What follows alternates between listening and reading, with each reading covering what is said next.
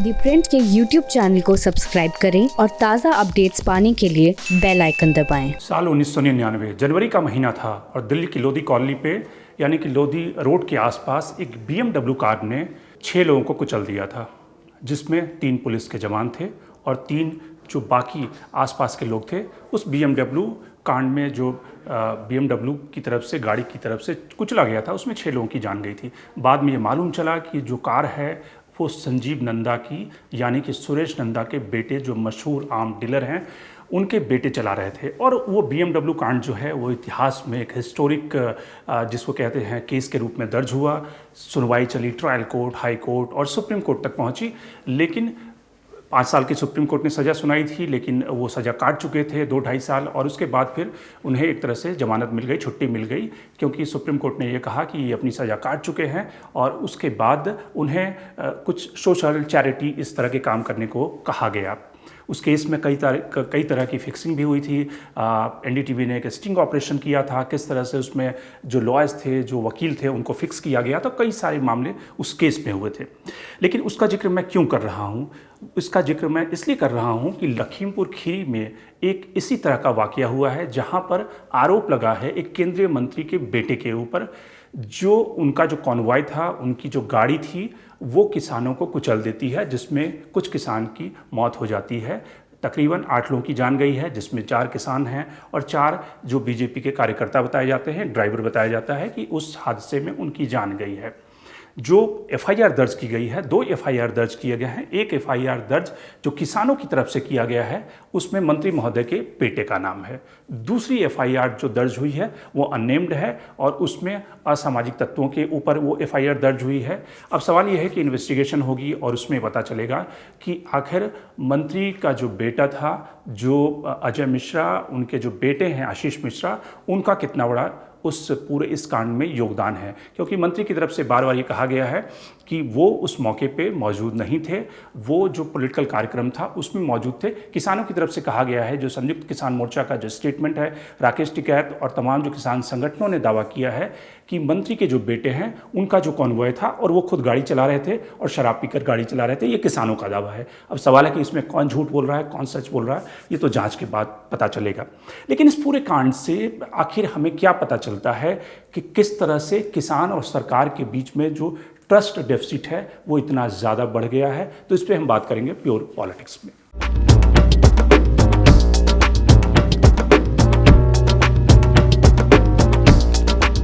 तो शुरुआत करते हैं कि लखीमपुर खीरी यानी कि यूपी का एक तराई इलाका जो नेपाल के बॉर्डर से सटा हुआ है, और जहां पर कल रविवार को एक कार्यक्रम होना था। उस कार्यक्रम में केंद्रीय मंत्री और खास करके केशव प्रसाद मौर्य जो डिप्टी CM हैं, उस कार्यक्रम में शरीक होने गए थे। और वहां पे केशव प्रसाद मौर्य को काले झंडे दिखाए जाते हैं और उसके बाद कई तरह की उस घटना की रिपोर्टिंग हुई है। कुछ जो न्यूज़ स्टोरी वहाँ से आई है, उन स्टोरी में ये कहा गया है कि जो गाड़ी थी उस पे किसानों ने पत्थर फेंके और उसके बाद गाड़ी बेकाबू हो गई और कंट्रोल खोने के बाद वो किसानों को कुचलते हुए आगे बढ़ गई। उसके बाद किसानों का गुस्सा भड़क उठा और उन किसानों ने जो कार्यकर्ता थे या बाकी जो लोग थे, जो BJP के कार्यकर्ता थे, ड्राइवर थे, उनको डंडों से पीट कर मार डाला।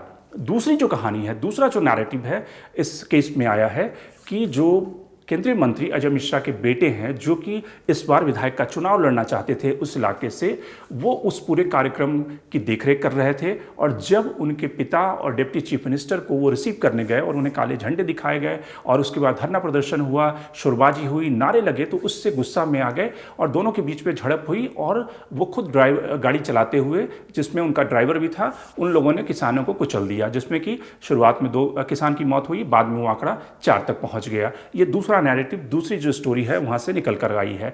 अब वहाँ पे 2 FIR हुए हैं, जिसमें संयुक्त किसान मोर्चा जो कि किसानों का एक अम्ब्रेला ऑर्गेनाइजेशन है, उसने जो FIR दर्ज की है उसमें केंद्रीय मंत्री के बेटे का नाम है। और उन लोगों ने आरोप लगाया है कि उस गाड़ी को केंद्रीय मंत्री के बेटे चला रहे थे और उन लोगों ने किसानों को कुचला है। दूसरी जो एफआईआर हुई है उसमें अननेम्ड है, उसमें कई सारे असामाजिक तत्वों के ऊपर वो आरोप लगाया गया है उस एफआईआर में, क्योंकि जो दूसरा वर्जन है वो ये कहता है कि जिस तरह से किसान संगठन का जो आंदोलन था उसमें कुछ ऐसे तत्व शामिल हो गए हैं जो उस आंदोलन को भड़का रहे हैं, जो कि आरोप दिल्ली में जब रेड फोर्ट की घटना हुई थी उस समय भी लगा था, या फिर अलग अलग जगहों पे जो इस तरह के इंसिडेंट हुए हैं उनमें यह आरोप लगा है कि उसमें कुछ खालिस्तानी तत्व शामिल हो गए हैं, जो कि बीजेपी के संगठन के भी कई सारे नेता लगाते रहे हैं कि उसमें खालिस्तानी फंडिंग है, खालिस्तान का पैसा रहा है और उसमें खालिस्तानी तत्व जो हैं वो शामिल होकर उस आंदोलन की रूपरेखा या दशा दिशा बिगाड़ना चाहते हैं। और खास करके चूंकि यूपी में चुनाव होना है, विधानसभा चुनाव अगले 5 महीनों में, तो इसलिए किसान संगठन की वेश में, उनकी ड्रेस में कुछ खालिस्तानी एलिमेंट प्रदेश की जो शांति व्यवस्था है, कानून व्यवस्था है, उसको खराब करना चाहते हैं। और जाहिर सी बात है इसका एक पॉलिटिकल माइलेज जो है वो किसान संगठन उठाना चाहते हैं। ये बीजेपी की तरफ से ये कहा गया है और कहा जा रहा है।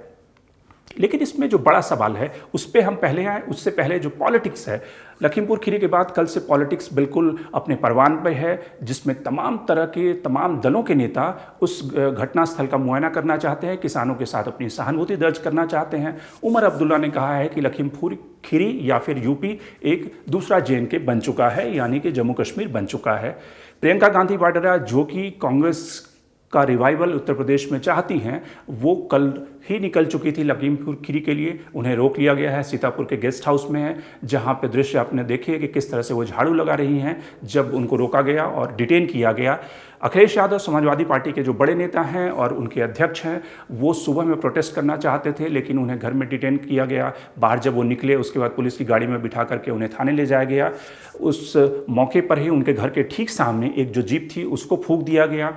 अखिलेश यादव का कहना था कि पुलिस ने खुद ये जीप फूंका है क्योंकि योगी सरकार भी चाहती है कि इस मौके का फ़ायदा उठाना।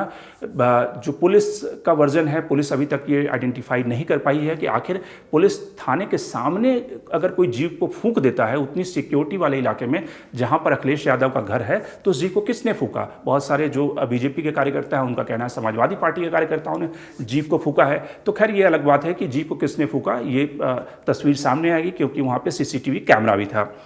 इसके अलावा तमाम राजनीतिक दल, चाहे वो चरणजीत सिंह चन्नी हो पंजाब में कांग्रेस के मुख्यमंत्री, या फिर भूपेश बघेल हों, या फिर BSP के नेता, तमाम नेता वहाँ पर जाना चाहते हैं लेकिन पुलिस ने सबको एक तरह से डिटेन किया हुआ है। सारे जो विपक्ष के नेता इस समय डिटेन करके कहीं गेस्ट हाउस में बंद हैं। और पुलिस और किसानों के बीच में एक जो समझौता हुआ है फिलहाल, वो समझौता हुआ है कि सरकार की तरफ से 45 लाख रुपए दिए जाएंगे, सबको सरकारी नौकरी दी जाएगी और पुलिस इस मामले की इन्वेस्टिगेशन करने के लिए रिटायर्ड जज की अध्यक्षता में कमेटी बनाई गई है सरकार की तरफ से, जो मामले का इन्वेस्टिगेशन करेगी। वहीं बीजेपी की तरफ से वरुण गांधी एक तरह से प्रियंका गांधी की जो भाषा है, जो लैंग्वेज है, वो बोल रहे हैं बीजेपी में रहते हुए। पिछले 2 महीनों में आपने देखा होगा कि 3 चिट्ठियां लिख चुके हैं योगी सरकार को, और जो आज की चिट्ठी है उसमें उन्होंने मांग की है कि किसानों के साथ में संयमता के साथ में हमदर्दी दिखाते हुए डील करना चाहिए और इस पूरे मामले की CBI इन्वेस्टिगेशन होनी चाहिए। एक कदम आगे बढ़ते हुए सपा और जो कांग्रेस डिमांड कर रही है उससे एक कदम आगे जाते हुए उन्होंने CBI इंक्वायरी की भी मांग की है और 1 करोड़ रुपये मुआवजे की बात कही है। ये वरुण गांधी की अपनी पॉलिटिक्स है कि जिस तरह से वो बीजेपी में उपेक्षित हैं और उनको लगता है ये सही मौका है कहीं ना कहीं योगी सरकार या बीजेपी को कसने के लिए, इसलिए वो लगातार इस तरह की बातें उठा रहे हैं। लेकिन इस पूरे घटनाक्रम में जो सबसे बड़ा सवाल है वो सवाल क्या है? पहला सवाल है कि ये घटना को किसने अंजाम दिया, यानी कि इसमें सोशल जो एलिमेंट हैं, उपद्रवी तत्व हैं, वो क्या इस घटना में शामिल हो गए हैं? या फिर दूसरा सवाल है, क्या मंत्री महोदय के बेटे की जो हनक थी या फिर इस कदर उनके ऊपर पावर चढ़ गया था कि उन्होंने उस मौके पर किसानों को कुचल दिया?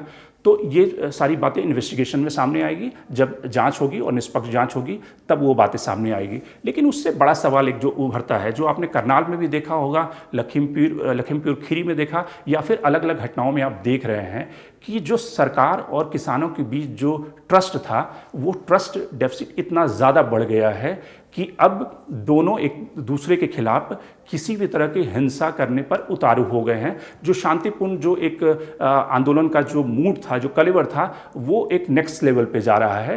किसान भी उतावले हो चुके हैं क्योंकि तकरीबन 11 महीने हो गए आंदोलन करते हुए और उनको अभी तक कुछ नहीं मिला है सरकार की तरफ से। जो उन्हें उम्मीद थी कि इस तीनों कानून को रद्दी टोकरी में फेंक दिया जाएगा, सुप्रीम कोर्ट ने स्टे लगा दिया, लेकिन इसके बावजूद भी किसानों की मांग है कि इन तीनों कानूनों को खत्म किया जाए। तो किसानों का जो उतावलापन है वो लगातार बढ़ रहा है। इसके साथ में ही इसी समय चूंकि यूपी का इलेक्शन भी होना है, तो किसान संगठनों को, खास करके जो राकेश टिकैत का जो खेमा है, उसको लगता है कि सरकार को इस समय ये मौका आया है कि सरकार को बैकफुट पे ले जाने का, अपनी बातें मनवाने का।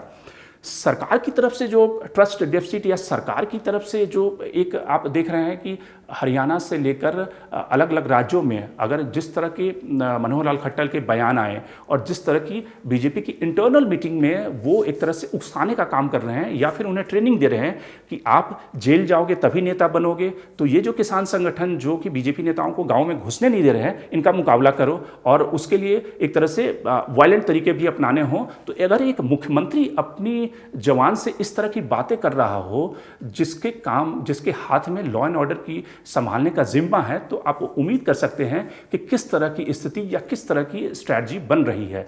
और अगर उस घटना को, हरियाणा की घटना को यूपी की घटना से आप जोड़े, जहाँ पे जिस तरह का क्लैश हुआ है और जिस तरह की अजय मिश्रा के अगर कुछ पुराने जो भाषण उन्होंने दिए थे कि मैं 2 मिनट में ठीक कर दूंगा किसानों को, तो उससे ये साफ दिखता है कि जो ट्रस्ट डेफिसिट है दोनों के बीच में ऑलमोस्ट खत्म हो गया है और दोनों संगठन जो हैं, सरकार और किसान, एक दूसरे का गला पकड़ने के लिए उतावले हैं। सरकार को लगता है कि उनकी जो पॉलिटिक्स है उसके ऊपर किसान हमला कर रहे हैं। यूपी का चुनाव है, पंजाब का चुनाव है और ये कहीं ना कहीं माहौल ख़राब कर रहे हैं। किसानों को लगता है कि 11 महीने हो गए, सरकार तो बिल्कुल एक इंच झुकने को तैयार नहीं है और जो उनकी मांगे हैं उस पर बिल्कुल पर्दा डालने को है। इतने सारे किसानों की जान चली गई, सरकार कंपनसेशन नहीं दे रही है, ढेर सारी उनकी जो मांगे हैं। तो एक तरह की जो ट्रस्ट डेफिसिट है, दोनों के बीच में जो विश्वास का संकट है, वो सबसे बड़ा संकट आने वाले दिनों में उभर सकता है, क्योंकि इसकी आड़ में ढेर सारे वैसे तत्व जो बैठे हुए हैं, जो कहीं ना कहीं शांति और व्यवस्था को बिगाड़ना चाहते हैं,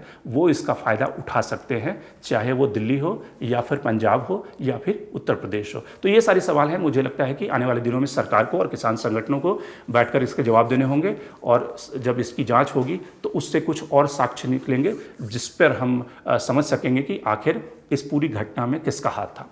शंकर अरिमेश, द प्रिंट। लेकिन आप हमारे YouTube चैनल को सब्सक्राइब करना ना भूलें और अपने कमेंट्स, अपने रिएक्शन लगातार हमें